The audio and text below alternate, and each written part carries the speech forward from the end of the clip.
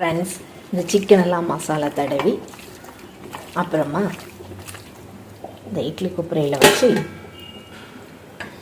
அவிக்கணும், boil பண்ணணும். இதுதான் என் பையனுக்கு ஜிம்முக்கு போகிறதுனால டயட் சாப்பாடு. என் மகனோட டயட் சாப்பாடு ரெடி ஆயிட்டு.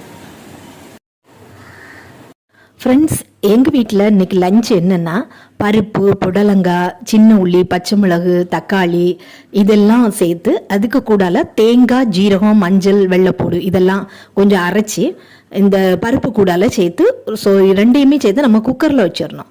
2 விசிலுக்கு. அதுக்கப்புறமா அது வந்ததுக்கப்புறம் எண்ணெய், கடுகு, உளுந்தம்பருப்பு, பாசி பருப்பெல்லாம் போட்டு அழகாக கருவேப்பிலெல்லாம் போட்டு தாளித்து அந்த பருப்பு கூட்டு கூட சேர்க்கணும். இது குழம்பாவும் கூட்டாவும் பயன்படுத்திக்கிடலாம்.